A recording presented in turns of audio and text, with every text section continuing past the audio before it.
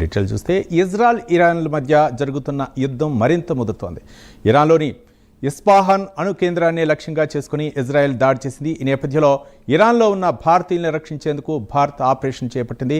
Operation Sindhu కింద Iran నుండి సుమారు 517 మంది భారతీయులు స్వదేశానికి తిరిగి వచ్చారు.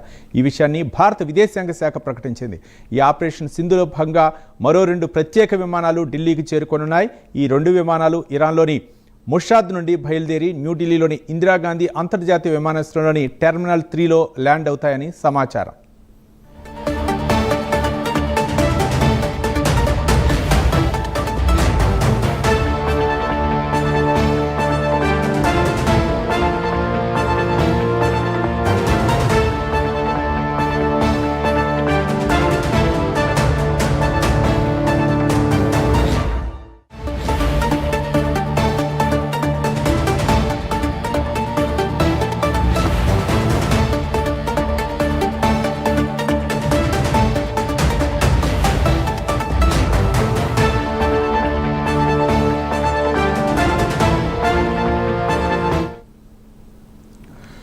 ఇరాన్ ఇజ్రాయెల్ మధ్య యుద్ధం తీవ్ర స్థాయిలో కొనసాగే అవకాశాలు ఈ నేపథ్యంలో అక్కడ ఉన్నటువంటి భారతీయులను రక్షించడానికి భారత ప్రభుత్వం శతవిధాల ప్రయత్నించింది. ఇప్పుడు వరకు 517 మందిని భారతీయుల్ని స్వదేశానికి రప్పించింది. ఇక మరో 2 విమానాలు ల్యాండ్ అయ్యే విధంగా ఉన్నాయి. దీనిపై మరింత సమాచారం మా నేషనల్ బ్యూరో చీఫ్ కళా శ్రీనివాస్ అందిస్తారు. కళా శ్రీనివాస్.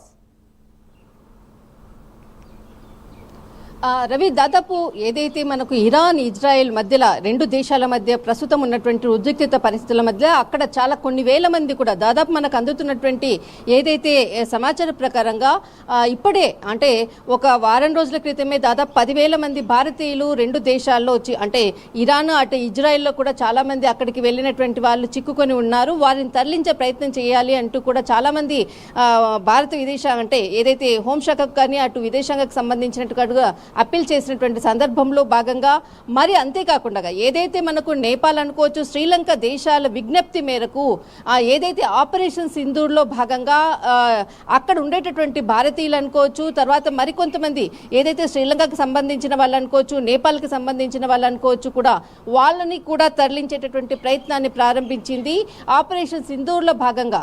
అయితే ముఖ్యంగా ఇప్పటి వరకు కూడా అక్కడ ఉండేటటువంటి వాళ్ళు దాదాపు మనకు 2 రోజుల క్రితం నుంచి కూడా అక్కడ ఉండేటటువంటి వాళ్ళందరూ కూడా నెమ్మదిగా వస్తున్నటువంటి ప్రస్తుత పరిస్థితి అనుకోవచ్చు. ఇప్పటి వరకు కూడా 517 మంది భారతీయులను ఇక్కడికి అంటే స్వదేశానికి రప్పించడం జరిగింది. దీనికి సంబంధించినటువంటిది టోటల్ డాటాని కూడా సమాచారాన్ని కూడా ఇక్కడ విదేశాంగ శాఖ ప్రకటించింది. అయితే ముఖ్యంగా ఏదైతే ఇప్పటికీ అంటే ఇరాన్ ఇజ్రాయెల్ మధ్య ఈ రోజు అంటే ఇప్పటికీ కూడా 9వ రోజు చాలా ఉద్రిక్తత పరిస్థితులు నెలకొని ఉన్నాయి.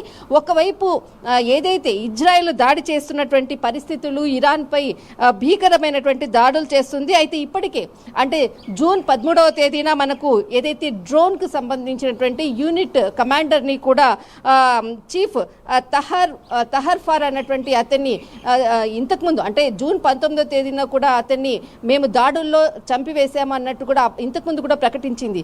దాని తర్వాత ఏదైతే ఇరాన్ కూడా మరి కొత్త కమాండర్ ని కూడా నియమించింది. అమీన్ ఫోర్ జడ్జ్ అన్నటువంటి నూతన వ్యక్తిని కూడా నియమించింది. కానీ ఈ రోజు కొద్దిసేపటి క్రితమే ఇజ్రాయెల్ మా భీకరమైనటువంటి దాడుల్లో నూతనంగా ఎవరినైతే డ్రోన్ సంబంధించినటువంటి కమాండర్ని నియమించారో అతన్ని కూడా చంపేశామంటూ కూడా కీలక ప్రకటన చేసింది. అక్కడ ఉన్నటువంటి ఏదైతే అటు అమెరికాకు సంబంధించినటువంటి సమాచార ప్రకారంగా ఏదైతే ఇరాన్ ఇజ్రాయెల్లో ఉండేటటువంటి వాళ్ళందరూ కూడా భూగర్భ మార్గంన అమెరికాకు వెళ్తున్నట్లు కూడా అమెరికా విదేశాంగ శాఖ కూడా ప్రకటించింది. అయితే ముఖ్యంగా అక్కడ ఉండేటటువంటి ఏదైతే భారతీయులకు సంబంధించినది ఇరాన్ నుంచి ఏదైతే మనకు ఈరోజు అంటే తెల్లవారుజామున కొంతమంది దాదాపు 1 గంట 2 గంటల మధ్యలో ఒక విమానం రావడం జరిగింది. మరాన్ నుంచి బయలుదేరి రావడం జరిగింది. మరి ఈరోజు సాయంకాలం కూడా దాదాపు 4 నుంచి 5 గంటల మధ్యలో మరొక విమానం కూడా అక్కడ అంటే ఇరాన్లో ఉండేటటువంటి వాళ్ళందరినీ కూడా తరలించే భాగంలో ఈరోజు కూడా సాయంకాలం 4 నుంచి 5 గంటల లోపు ఇక్కడ మరొక విమానం రానున్నది. తర్వాత మరి ఇంకొక విమానం కూడా ఈ అర్ధరాత్రి కూడా ఇంకొక విమానం కూడా వస్తుంది. అయితే అక్కడ ఉండేటటువంటి ప్రస్తుత పరిస్థితులు అనుకోవచ్చు, అక్కడ భీకరమైనటువంటి 2 దేశాల మధ్య జరుగుతున్నటువంటి యుద్ధ పోరుకి అక్కడ ఉండేటటువంటి భారతీయులను తరలించే క్షేమంగా తరలించేటటువంటి ప్రయత్నాన్ని మాత్రం ముమ్మరం చేసింది. అయితే ఇక్కడ మనకు ఏదైతే ఇరాన్కి సంబంధించినటువంటి అణు కేంద్రంపై మేము దాడి చేశాము, ఇస్ఫహాన్ అన్నది చాలా అణు కేంద్రానికి సంబంధించినటువంటి ఒక ముఖ్యమైనటువంటి ప్లేస్, దానిపై దాడి చేశాము. కానీ అక్కడ దాడి చేసినటువంటి ఇప్పుడు ప్రస్తుతం ఉన్నటువంటి ఏదైతే సమాచారం ప్రకారంగా అక్కడ ఎలాంటి విస్ఫోటనం జరిగింది ఏంటి అన్నది కూడా ఇప్పటి వరకు కూడా సమాచారం లేదు. అయితే దీనిపై ఏదైతే దాడుల్లో ఇస్ఫహాన్ పై మేము దాడి చేశామన్నది మాత్రం ఇజ్రాయెల్ ప్రకటించింది. అయితే ఇరాన్లో ఉన్నటువంటి 4 కీలకమైనటువంటి పట్టణాలు, అయితే ఒకటి లంజాన్, తర్వాత ముబారక్, తర్వాత షెహరేజ్ అన్నది, ఇస్ఫహాన్ అన్నది చాలా కీలకమైనటువంటి ప్రాంతాలు.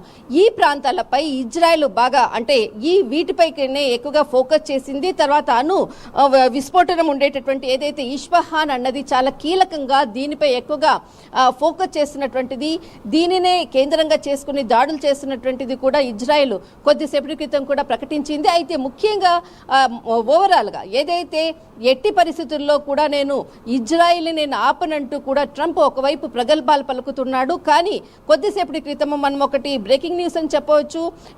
పాకిస్తాన్ నాకు నోబెల్ శాంతి బహుమతి కొరకు తనకు అంటే నోబెల్ అంటే ఏదైతే ఇండియా పాకిస్తాన్ మధ్యలో నేను మధ్యవర్తిత్వం చేయడంతో పాకిస్తాన్ నన్ను గుర్తించింది, నాకు నోబెల్ శాంతి బహుమతి పాకిస్తాన్ ఒక 2026కి సంబంధించిన దాని విషయంపై మాట్లాడుతుంది అంటూ కూడా ఒక కీలక ప్రకటన చేసినటువంటి సందర్భం.